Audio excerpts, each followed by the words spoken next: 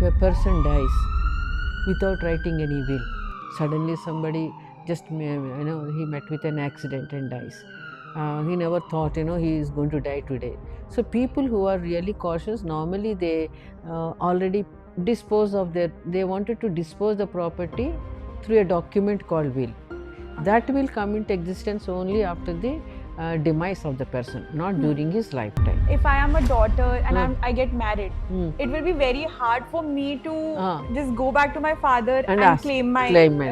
So if they on their own give, you take it. There's nothing like. Actually, the legislation was passed with a very good intention during the time of wedding, or I mean, as you rightly said, yes, Yes. because what happened previously, huge properties were given to the girl when she was departing from the parents' home. Entire thing is like a security for her, jewelry, landed property, or maybe cash. All this is Srijana, where she is having an exclusive right. हमने तुम्हारी शादी पे इतना खर्च कर दिया है. These are lot of Bollywood taglines also. And they said that अब तुम्हारा property में कोई share नहीं है. The concept of live-in relationships have started to come in the trend. It was already there in the Western countries, but it has still, in majority of the metropolitan cities of India, basically, it has started to come. And now the law is facing such issues. Cristiano Ronaldo, and he is not married.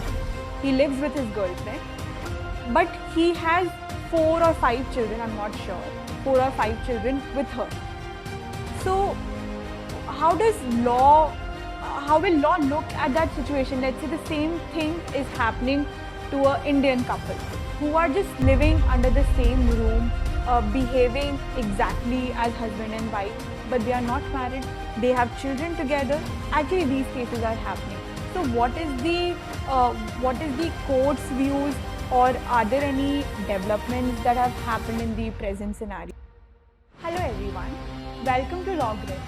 We are back with another episode, and today we have with us Professor Dr. Anita Rao ma'am. She is currently serving as the Dean and Director of School of Law at Geetham University, Visakhapatnam. She has tremendous experience for more than 40 years in the fields of IP laws, international trade laws, property laws, and other allied laws. We are honored and we have the pleasure to welcome you, ma'am.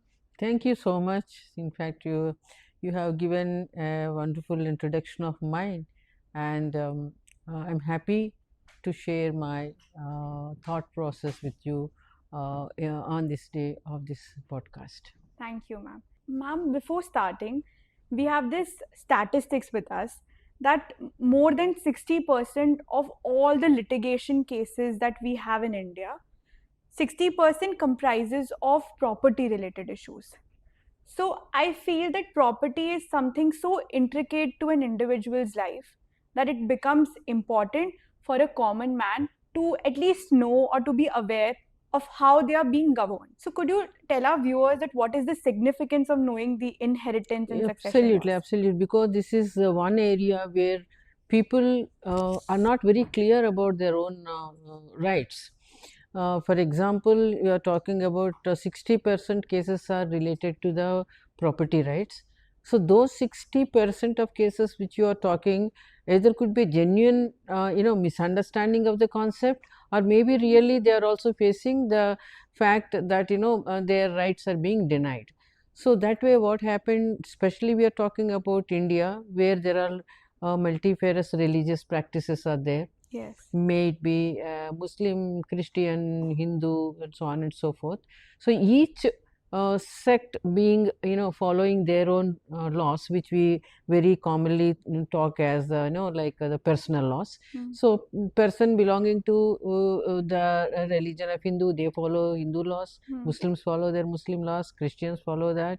Like that, each one having their own laws, and they're very, very comfortable, because, as I say, that the almost religion is almost intermixed with the person, in the sense we can't get away with the feeling that we are something beyond that. So most of the people do really adhere to those practices which are already there. So there the question comes, when we were trying to really look at these majority of bulk of cases are from the property rights, The second point to be noted is, till now, we very categorically can say that especially women are devoid, or they have not given the equal rights, either to inherit the property or to hold the property. Yes. So that's why when the legislative enactments are taking place, they are also realizing they have a right. So they said, why not we take that particular right into our hold? So let's enjoy that right where the constitution is giving us. So that could be one reason where they are filing a lot of cases. Yes. I feel that is one reason, because most of the cases now are being looked at whether they are constitutionally valid or not. When the constitution itself is giving that equality clause like 14, 15 and all, so why not we take the advantage? Yes. So that's one way I look at the abundant cases are being filed as far as property laws are concerned. And how would you elaborate that? What is the need for the person to know? They can just say that we'll hire a lawyer and we can get to know. So what is the purpose of this video for a common man at the end? Yeah, because what we think is like being in this country, what is important for us is we should know the law of the land. So that is, ignorantia juris no excuse. No, you can't say I do not know the law. You are bound to know the law. So that way, awareness of the laws is very, very important. What is happening, and very rightly you said, no, for each and everything we need not run behind the courts, behind the lawyers, and no, these are the basics. Very basics. Suppose if I am the a daughter of a family, I should know what rights I do have. At the same time, I should also know what are the duties I am supposed to know to perform as a daughter. So that way, you cannot completely say knowing the law do not mean like challenging the rights. It's not always the question of challenging the rights. Empowering yourself, what you have and what you do not have. So basically, law as a tool will help you to empower yourself. Absolutely, especially I am talking only with perspective of a woman. So it empowers women, because that will differentiate you what is good and bad also. We can't keep on fighting for those things which we don't deserve. Right. Okay. Very rightly Where said. so we should know where exactly our boundary lies. So once you know the boundary, that will reduce the number of litigations that are being filed in the courts of law. Yes. Yeah, so without knowing the rights, without knowing that whether you really can have it, filing cases and finally making the docket explosion is not really what I feel. Yes, ma'am. Very true. Adding to the previous question, I use the words inheritance and succession. So, like me, there are a lot of people who use it synonymously. So, what is that differentiating line which basically marks the difference between inheritance and succession? It is very rightly said, we use certain words synonymously, inheritance and succession. But the subtle difference which is normally when the line of succession is already demarcated, like for example, I inherit the property from, my paternal uncle or maternal uncle or maybe somebody. So if it is not in the straight line, like not from the succeeding from the father or mother, so this line we call it a succession, whereas from any other source I inherited that is inheritance property through inheritance, like Sridhana, the women, from different sources you might get. So that way we use that the word. That is inheritance, This and is what straight. We get from our Yeah, ancestors. definitely. That is the subtle line, but there is nothing wrong in using the word inheritance succession synonymously. They can use. Yeah, all it is. right, all right. And ma'am, there are a lot of times when a common man comes around the terms intestate, testamentary, or there are different lines of succession. How can they claim their property? Whether, let's say, for example, if my father has 100 acres of land, out of those 100 acres of land, 50 acres of land he has acquired through his lifetime because of his earnings, because of his investment, or whatever it may be. And the other 50% is what he is getting from his father, grandfather, great grandfather. So, what are these different lines of succession? For example, testamentary, intestate. Could you just differentiate? In fact, it is very interesting to, share my feelings here. So the word testament means document. Testament is nothing but a document. And intestate means like if a person dies without writing any will, suddenly somebody just, he met with an accident and dies.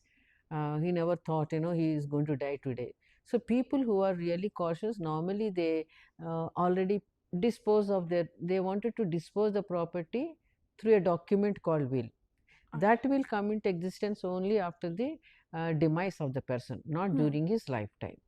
So during his lifetime, though he writes down, he makes everything ready, he does all the formalities, he keeps it ready. As you rightly said in your example, 50 acres of land he has acquired through his, own exertions. So he writes down his will stating that 50 acres should go to so and so, so and so, so and So so. is, for example, again the same question, 50 acres of land is his acquired property. He has acquired through his lifetime. Is my father bound to give all the 50 acres to me, or he has to divide it equally, or he has the free will to basically give it to my brother? See, that's why when I use the word called, you're talking about he's earned this property through his self exertion. So we call it a separate self-acquired. Self-acquired. So we use the technical term called self-acquired. Self-acquired meant out of his own exertions he has acquired during his lifetime. So when he has acquired this particular property during his lifetime, he has all the free will to give to whomsoever he likes. It's not bound that he should give it to his daughter only, to his son only. Excluding these people, he can give it to anybody also, because Any third it's person. a third person. Or he can even donate it to any ashram. He can donate it to any orphanage home for any charitable purpose. So since he acquired out of his own exertions, entire free will is there. That's what we call it as, like, self-acquired property, giving it to whomsoever like. Maybe after during his lifetime also he can give. Or if he wants to dispose this property after his demise, he can write down a document called will, which will come into existence after his death.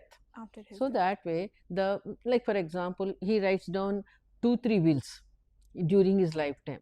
Then we take that last one, the latest one rather, comes into existence, because he might change. So he has every right to change.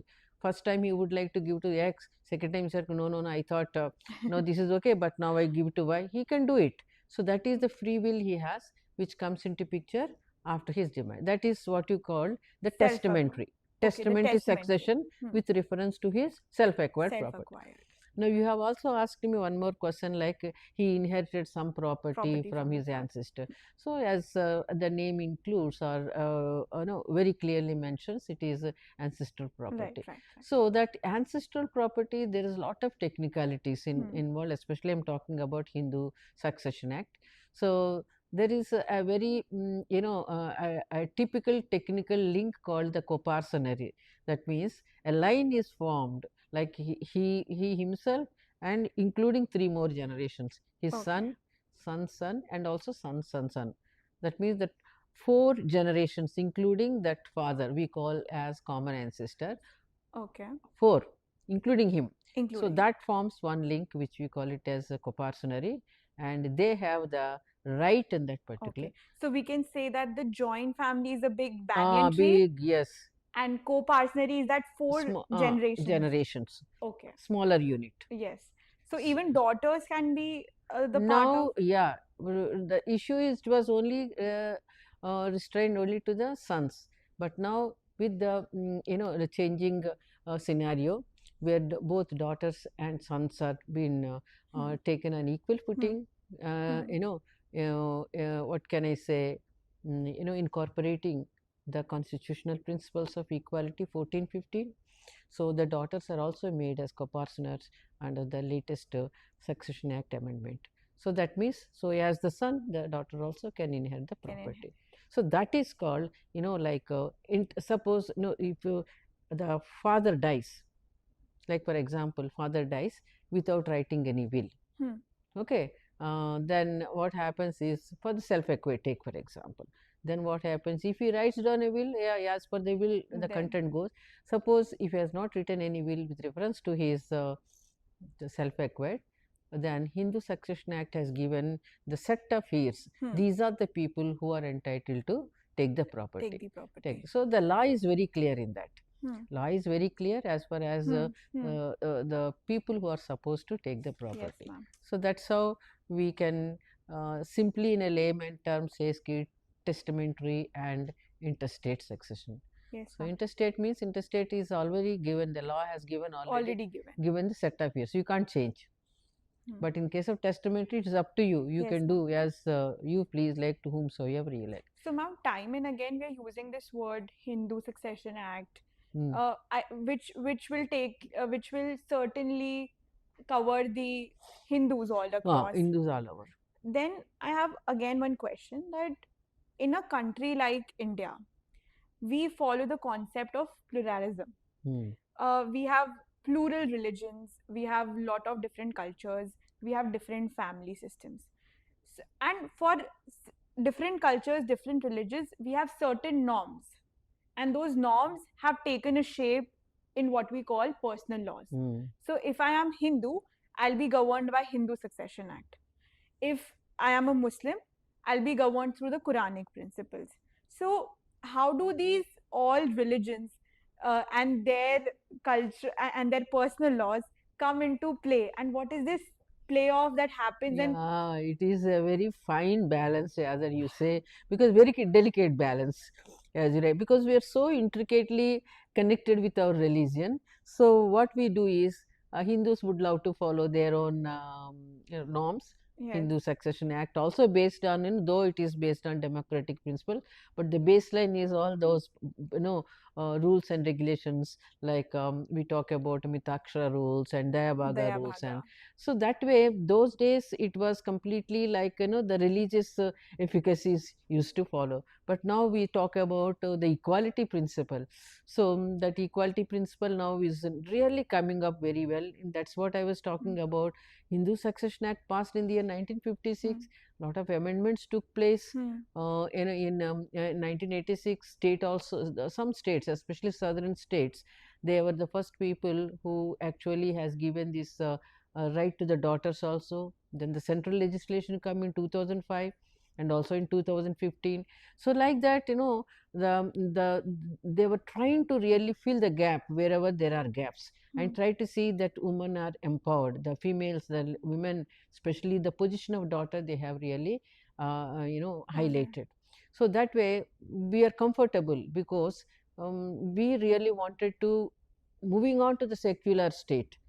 And as you rightly correctly said, the Islamic law completely being followed by the holy book of Quran. I must say that the Quranic principles are very, very advanced. So even from the beginning, the women were given the property right. If you really look into that, of course, let me come back to the Hindus' position. Before 1937, we had the first legislation, Hindu Women's Right to Property Act, where the widow was getting a right for a limited period. We call it as limited estate, and she was holding it. And after her demise, again, it used to go back to the surviving co-partner again. So till if I trace down the timeline, till 1937, they only had the right to maintenance. Yeah. Food, shelter, and clothing are the minimum basic requirements. Then in 1956, they made it to limited property. Limited ownership. Yeah. So till the time I am living as a widow of someone, I'll only hold the property, yes, but only for my enjoyment. But I can't transfer it. Yeah. So this is what you are absolutely, trying to. Absolutely, you are correct in understanding. So we call it as limited enjoyment, or we call it as life estate and all. Okay. So after her demise, again it will go back to the surviving. Surviving people. But 1956 is wonderful legislation which has given that it is not only limited, she can hold it absolute. That means you can enjoy it permanently. After her death, her own heirs will take. It will not go back. Right? Okay. So that was the position, and you could see a clear trajectory in the women's empowerment from before 1937, 37, 56, 2005, so on. But when you talk about Islamic law, right from the day of Islamic religion, Prophet Muhammad has given the right to women to inherit the property. Of course, it is something like the daughters would get half than what their male counterparts get, but at least she has a right. She has a right So to that demand. And coming to the other important thing, like other religions, like in Indian Succession Act, where it applies, so they have a clear rules, like both men and women equally share the properties. So that way. But to whom Indian Succession Act That applies? is like, for example, if that all depends again how a person get married. Okay. Suppose two Hindus get married under Hindu Marriage Act. Okay. And they also register under Special Marriage Act, right? Is it possible to register? Yeah, it is possible, because you get married and get the marriage registered under Special Marriage Act. Because nowadays it is becoming more, because registration under Special Marriage Act is evidentiary proof for any other what can I say, movement outside the country and all. People are getting it registered. So earlier what used to happen is, the moment a person gets the marriage register, he used to lose the rights. Then Indian Succession Act used to apply. But now, after the amendment to the Special Marriages, they can still retain and can be controlled by a Hindu Succession Act. So like that, even if a person with two different religions can get married under Indian Succession Act, and if Indian Succession Act also applies to them. So that way, very correctly you said, it is a very delicate, and it is connected, the marriage is connected with the right to inheritance also. So that is the reason why we have to be very careful while people getting married. Different religions are now, people are coming closer. Now we are now coming completely throwing out the concept like caste, creed, religion. Most of the young generations are going out, and it's not a taboo now. Earlier though it was a taboo, going out the caste and going out the religion, outcasting, so many things. But now the present generation, as you rightly said, the Gen Z, wonderful, I like it. The genres are very, very broad, it's okay, as long as you are a basic human being and you love, so why not? So that way they have to be very careful what type of marriage they really wanted to, and whether that has an impact on their children and the children's rights of inheritance of. So that minimum thing, these are, as very correctly you said, as a common man we should know. Everybody need not study law and legal regulations. That way we have to be careful while going through that process. Wonderful. So similarly, let's say we have this Hindu Succession Act, in which the definition of Hindu is very wider in its application. So they have included Jains, Buddhists, Sikhs, and all the other various sub-lineages of Hindus like Aryas, Brahmo Samaj, and all these are. So the application of Hindu Succession Act is very wider. But when we say that we differentiate it versus religion, so Jainism is very different in its philosophy as regards to what Hinduism is. So why is it to make the application easier that they have taken all the akin religions into one garb and they have called them Hindus? So it's my personal opinion. I think, as you rightly said, the application of Hindu succession is so wide. They have included everything. In fact, one more important point is that who is not a Muslim, Christian, Parsi are also brought into this. Such a wide this thing. So I think the application should be extensive and inclusive of many the religions. But like for example, if there is a customary practice in their own religion, so even that can be accommodated, provided that custom is not contradictory to Hindu. sorry, that custom is not contradictory to. So that means you can take the best of these particular provisions of Hindu law and apply, because it's highly democratic. Now they're trying to make as much democratic as possible. Why these legislative practices are coming? Because they wanted to fill the gap, that let men and women be equal, that boy and girl be equal. So that way it is happening. So I am sure the legislative amendments are going in a very rightful direction. Yes. Yeah.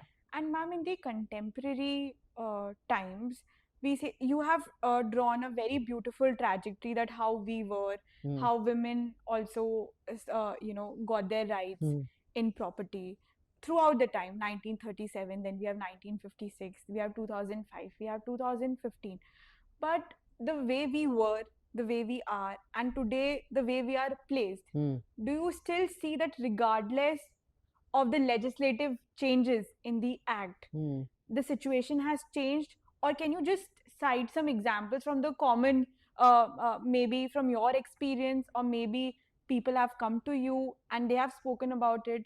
So some common examples where you still feel that there is some disparity or some issues which has popped up regardless of the law which is In changed. fact, the legislative enactments are trying to keep both on par. But in practice, whether they're really happening or not, that is the crucial question. I talk about some one or two issues which have come up to me for advice. Like for example, in the state of Andhra Pradesh, they have amended way back in 1986 the Hindu Succession Act. State amendment took place. There they have given the share to the daughter, co-partner. The co-partnership status has been given. Now there are some cases. I mean, there is not some many, but one case came to me. Though I mean, she is of course was like student like you, came to me, got married and all, very rich. And father has given a lot of property at the time of marriage, jewelry. You know how in Andhra, the daughters are It's really actually in all these in states, all ma'am. In all these the states. daughters are pampered. So Yeah. she has she got married and lots has been spent. Then when this act came, there was a problem with the family. With the family means that a daughter's in-laws family. They said, since you have a right, you go and demand a share in your brother's property, because now you are entitled. But the girl is so sensitive. She says, no, I don't want, because they have given me enough. Now I'm comfortable. I don't require really. So that relationship I am maintaining with my family, it will disturb. But it stopped. It didn't stop out there. There were a lot of harassment to her, asking her to file case for partition, this, that.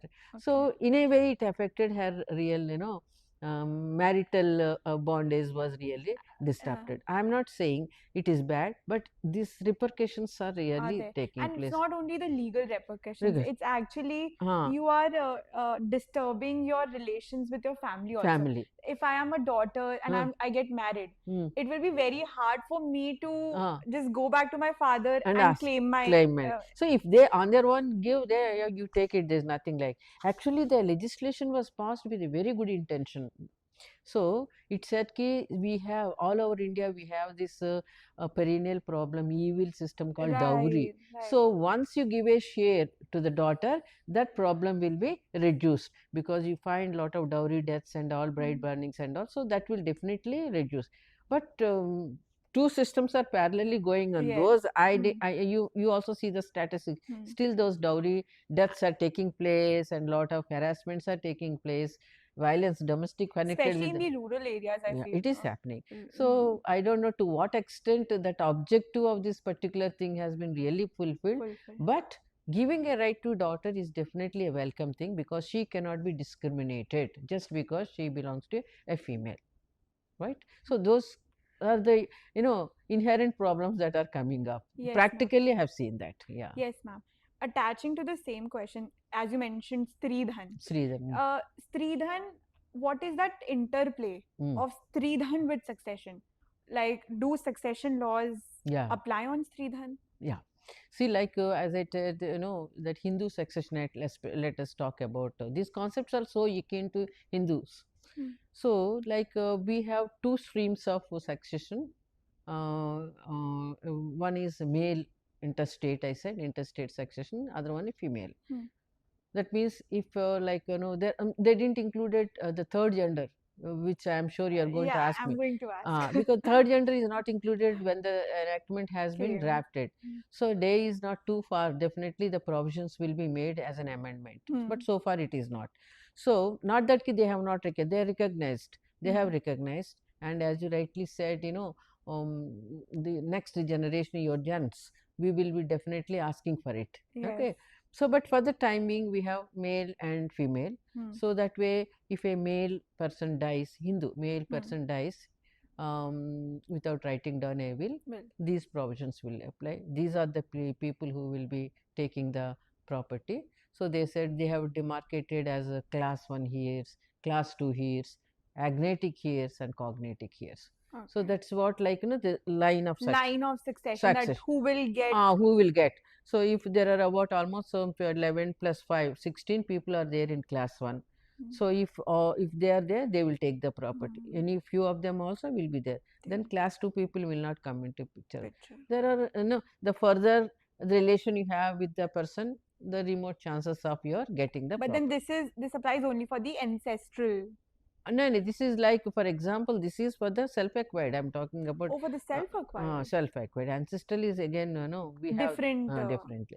30 is the section 30 of the Act applies to. Okay. Anyway, that is called the testament also. So that way, male and female is there. So for in case of females, the question you asked me is like a Stridhana property. That means the property which she has inherited from her, ancestors. Like, for example, father must have given some property, brothers must have given some property. But ma'am, sorry to interrupt, but the definition of Stridhan is that any property which you get during the time of the wedding. During the time of wedding, or I mean, as you rightly said, yes, because what happened previously, huge properties were given to the girl when she was departing from the parents' home. Entire thing is like a security for her, jewelry, landed property, or maybe cash. All this is Strijana, where she is having an exclusive right. Even before, I am telling about ancient times, even in Strijana, the husband used to have the power. So she can't spend just like that. She has to take permission also. But later on, it has become her exclusive property. So now, what's the current status of Stridhan? It all comes under self-acquired only. All properties, whatever she is inheriting from their own, from her own, it won't be ancestral. No, all that property which she also brought it from her own parents and other sources. Everything is as exclusive. Exclusive but then means she did not do it through her own exertions. Doesn't that also falls under that? So if now, as far as the women is concerned, the concept of ancestral property doesn't play much role. So as when you compare with a male, because those days only males were having this ancestral property from one generation to other was going in. Okay. Here though it is not that. But now even in the current scenario, if I, during my wedding, if I get, let's say, jewelry, some property, some cars or whatever. Exclusive of yours. So this will be my acquired. Absolutely of But yours. then can my father deny that you would not have a share? Like, because these are actually the statements which we see in lot of Bollywood movies. That कि हमने तुम्हारी शादी पे इतना खर्च कर दिया है. These are lot of Bollywood taglines also. And they said that अब तुम्हारा property में कोई share नहीं है. Because I want That's what I'm telling. See, like for example, that was the concept that was going from time immemorial. They were giving asset key. Once the daughter is married, means she is married and leaving the parental home forever. So that way they used to give all these gifts, parting gifts, like huge amounts were given to her with all this, jewelry, all precious, all things. So that she will not ask for a share in the property. But now it's now it is not that whether you give or don't give. Now she has a right. Which actually creates a bitter. That's what I tell you. The issue one came before me for advice is that only. In-laws are demanding, husband is harassing her to go and file a case against the brother because you have a right. She says no, because I had enough. No, it is Yeah. the will and wish of the parents. Normally, they normally look after the daughter even after she gets married Yes, out yes. of love and affection. So, but when you ask for a demand, then the Then it relations, actually yes. Now, relations. that is one way of thinking. But definitely, I am not saying I am not against of daughter getting a share. Getting Yeah, a share. yeah. Yes, ma'am. The next question would be uh, relating to, okay, I read somewhere that nowadays people are basically are not in a marital situation, but they are, the concept of live-in relationships have started to come in the trend. It was already there in the Western countries, but it has still, in majority of the metropolitan cities of India, basically, it has started to come. And now the law is facing such issues. For example, there is this football player, Cristiano Ronaldo, and he is not married. He lives with his girlfriend, but he has 4 or 5 children, I'm not sure, 4 or 5 children with her. So how does law how will law look at that situation? Let's say the same thing is happening to a Indian couple who are just living under the same room, behaving exactly as husband and wife, but they are not married, they have children together. Actually, these cases are happening. So what is the court's views, or are there any developments that have happened in the present scenario? Yeah, very true, and a very, I will not say it is a very great positive move that is going on, but it is happening. So we can't, you know, put a halt to the change or to the, opinions of the younger generation, because they're all changing, the concepts are changing. Like, for example, let me again take the example of Hindu families, which they considered marriage something beyond than the normal relation. Hmm. When, to put it other way, very, very pious, very sacrament, sacrosanct, all this. But slowly it also changed. Then we also had the situations like divorces, all this, like Hmm. the act also enacted the grounds. These are the grounds on which the marriage can be dissolved. Okay. Otherwise, it is sacred.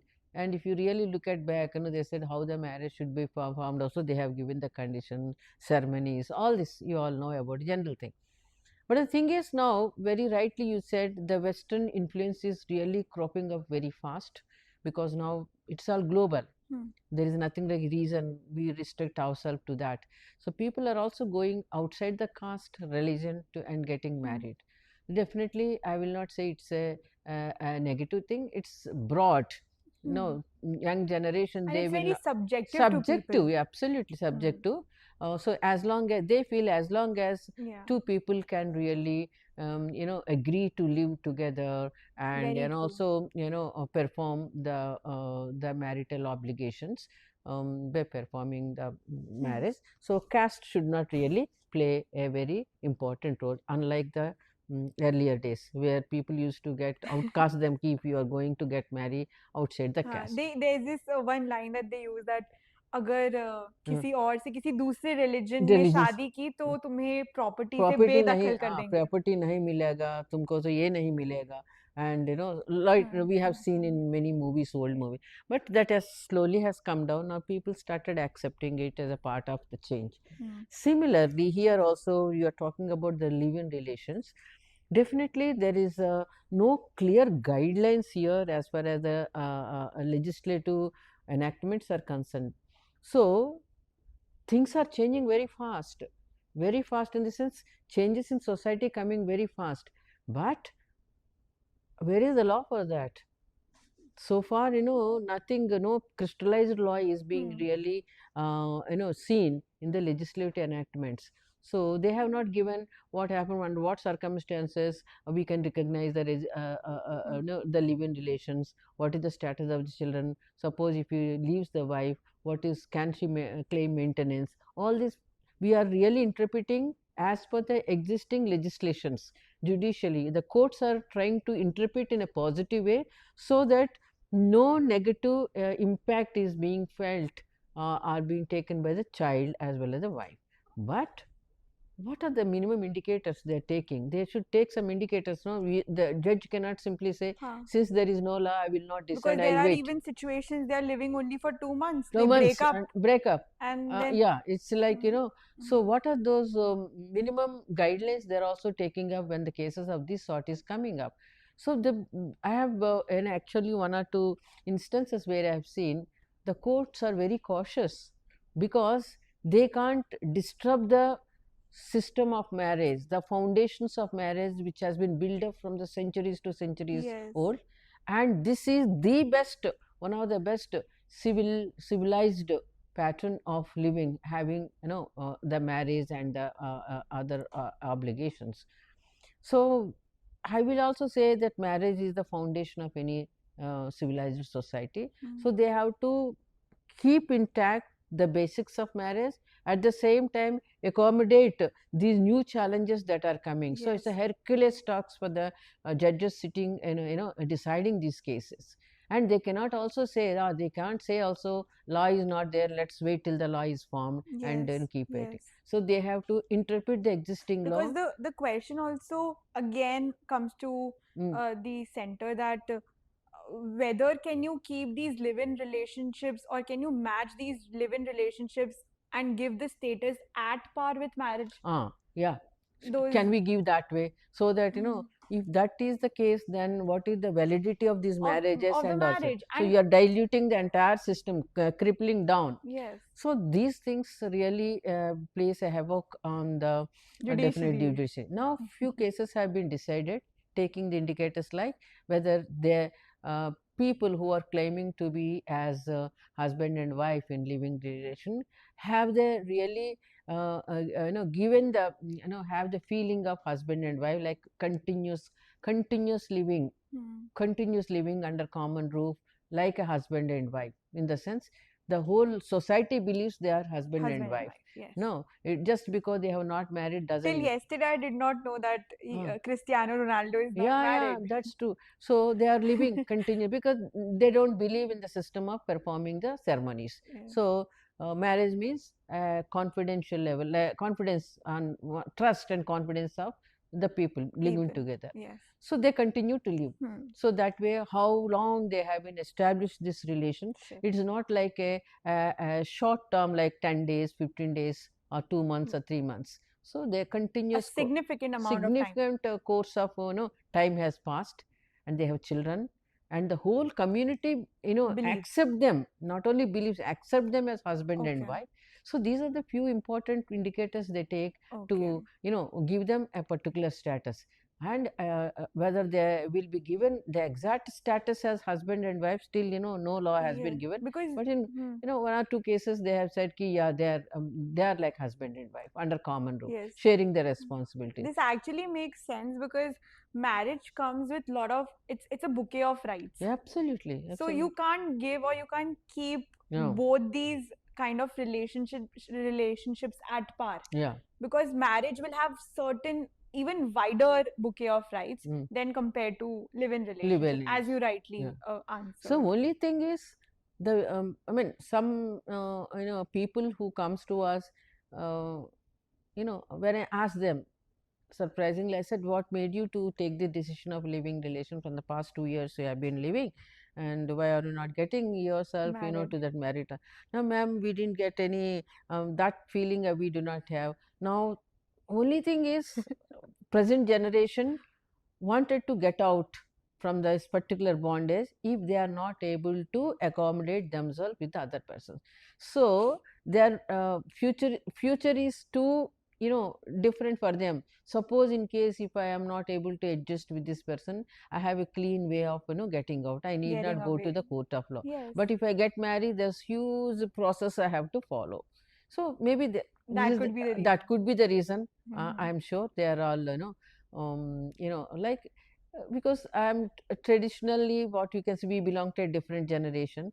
So we thought normally marriage means once married means married. Yeah, that is. But now children are in a different way of life. Their thought Very process is true. different. Yes. So I am not saying that is good and this is bad. It is a change that is taking place. Changes, and this is the current social order. Social order. And nobody, my opinion, your opinion, will not even play a part. Play a part also. of it. Okay, Yes. that is it. Yes. And again, the one more challenge which I feel that is cropping up in the current generation, where we have this whole segment of LGBTQIA which have come, and I of the fact which I know that succession laws and inheritance laws are not, they give equal status to everyone. But then when we talk about transgender, so let's say during my birth, my sex was a female because of the chromosomal patterns or the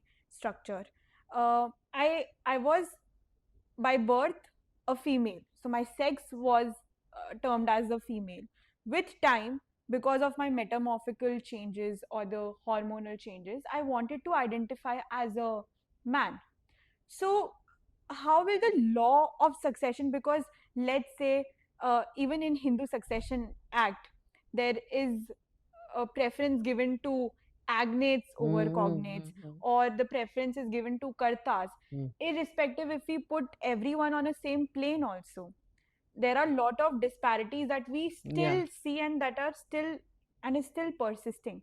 So this new issue, I won't say a issue, but a challenge for the judiciary and at the same time the legislature has come up. So do you think that they can accommodate? No, as you rightly said, this third gender we call it as. Third gender. So they have given a separate category like third gender in Nalsa judgment. There is nothing like transgender. Different categories are all of them are being put in third gender. And if you really look at the changes, even in education institutions, they are asking the sex and they're putting third gender also. We are expected to give, we are expected to give how many students do we have as a third gender. So they are not now really inhibitant, and they are not feeling shy ki they are third gender. They are very openly coming out. That's a real wonderful change. So earlier we have seen they were unable to come out, and there were a lot of tensions in these children who are actually trans or third gender and other varieties. But now people are coming and openly say they're writing there, yeah, I belong to third gender. That's one good progressive thing. Now as far as the laws are concerned, like for example we are talking about succession and all, no mention was made about third gender. So that is a gap. There is a gap again, even in marriage, Hindu marriage act, there is a gap. So the gap is there, still lot of potential to bring legislations pertaining to those people. It is not there very clearly, because again I am telling, the law is little lagging behind than the changes because that are the taking place. Issues are propping up, but then the law is not settled. Not at ripe. We cannot say ripe. They have yet to legislate. They have to yet to legislate, and lot of changes need to be incorporated in this, so that none of them should feel discriminated. The way male, the way female, the way third gender, they should be. Then only we can say equality.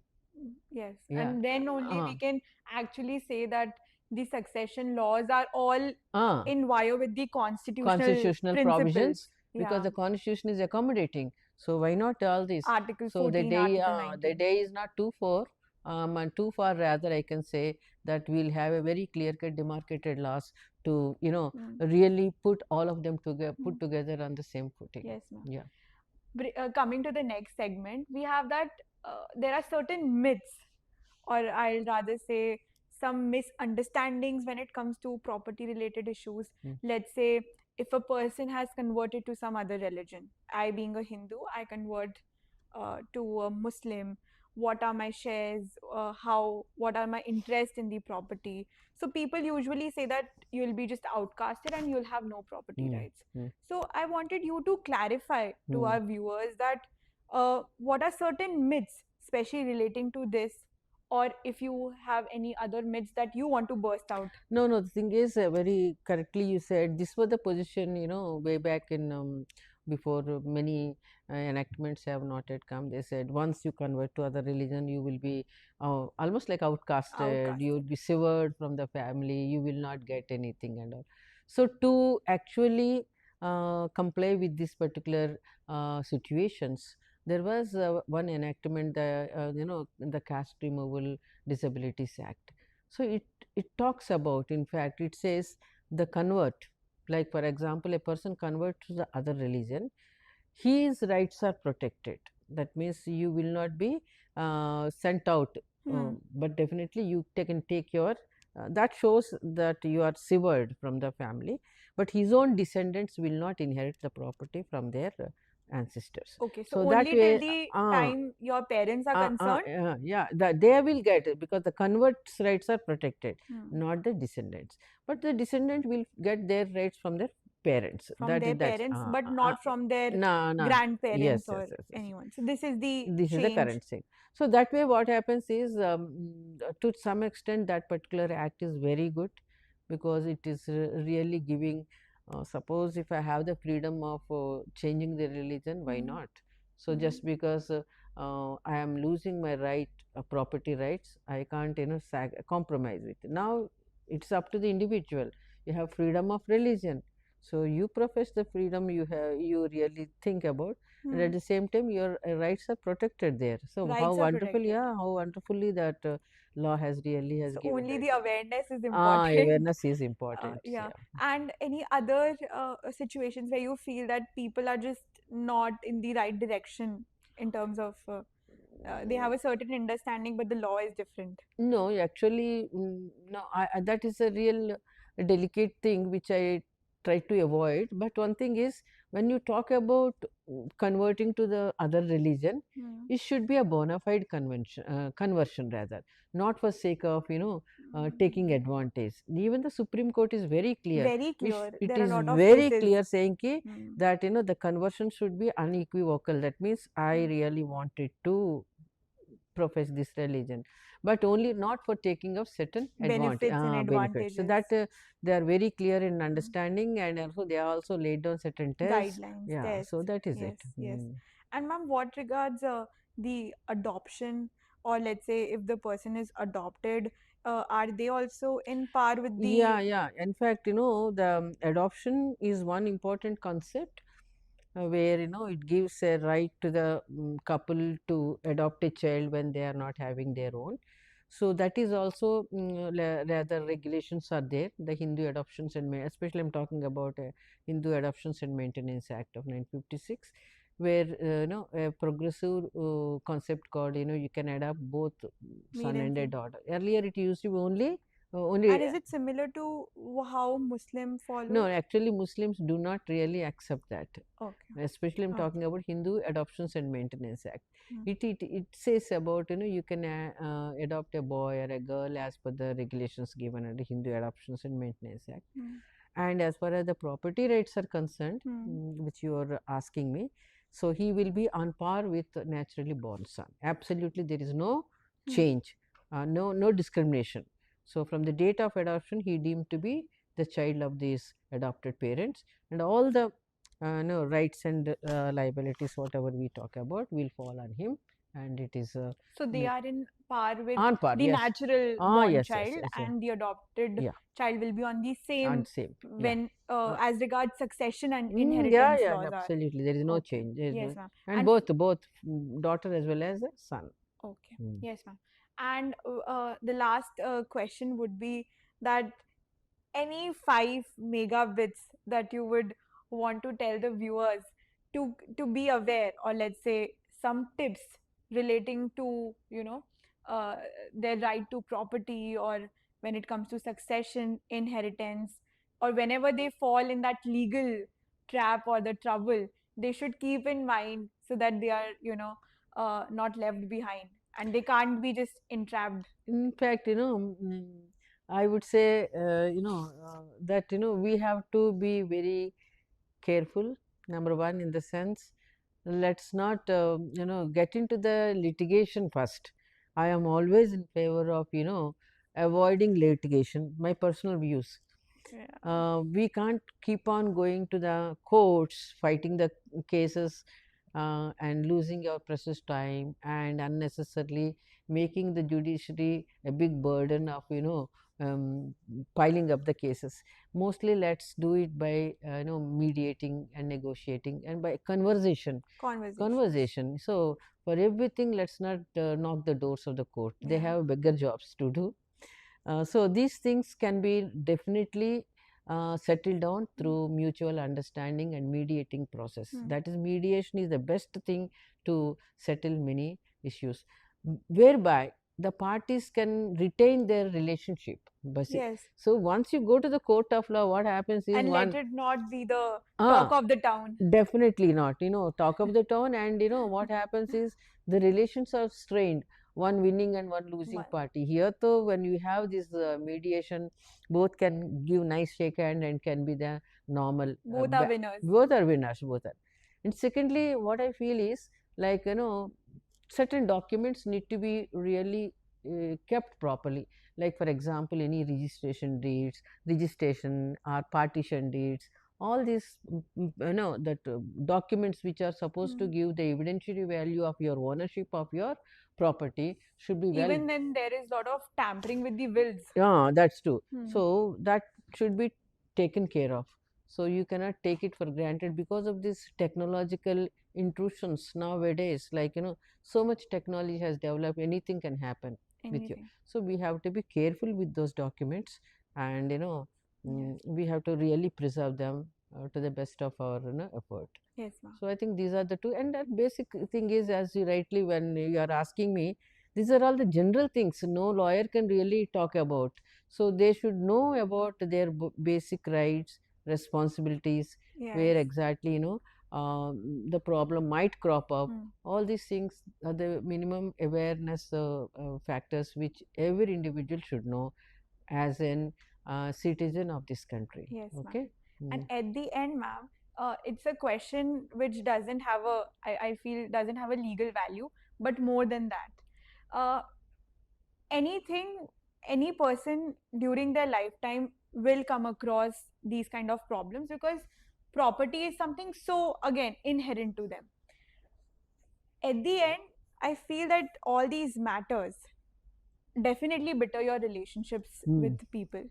It breaks, there are so many homes which are breaking because of this. There are so many altercations, tussles happening between the brothers, sisters, parents, so a one message that you would want to give, that how to come to a situation where we can handle it more amicably without hurting the other person, or maybe putting that person down or frowning upon them. So because at the end all these situations lead to lot of lot of cases have happened. No, it is happening because the whole life is now revolving around the accumulation of wealth. What happens is, I always feel, wealth and accumulation of wealth is, I am not saying it is not important, it is important, but that should not take you the only way of living. After all, we are all human beings. So what I feel is, I am not saying it idealistic. You take what you really deserve, but don't run for certain things which creates you a lot of unhappy situations. See what happens. We should be like more of human beings. So having lot of empathy, love and affection. So these love and affection, the wealth really we are waiting and fighting will really completely will tarnish. So let us have a minimum basic concept. So do you foresee a India where matters relating to all these segments that we spoke about? So do you think that the upcoming generation will be able to impart Absolutely. I have a great confidence on you people, because you have crossed the boundaries in many areas. Positively, I'm telling. I'm sure you people are going to handle better, definitely, in a positivist way. And I could see the system will be definitely quite safe, because you will not mind for these small published things. Yes, and it could not be possible because of the I think every institution, be it colleges or Yeah. be it any institution, any profession, I feel that your experience Yeah. is like our elders. In our case, you, our Mm. professors, or anybody else, you all play a very significant role. Like, I think one of the cornerstones of any institution or any person Mm. will be someone elderly who is able to guide and tell them that how did they do something wrong and what we should Yeah. not repeat. So yeah, with this we would like to just call it a day. Yeah. And Then, I just wanted to add one more yes, point ma'am, here. definitely. Very correctly, you said the entire future is in your younger generation's hand. So you have to really be careful, cautious, and see this, the myths we all have should be completely dispelled it, and try to see the gaps that has been there so far have to be narrowed down, so that the country will be going in a very Flourishing. forward direction. Yes. Yeah. And also one important thing is like it's countries with full of different religious practices, religious systems of logging, and putting them all into straight, which we call it as single line, like that uniform From civil code civil you are code. talking about. Everywhere it will take time.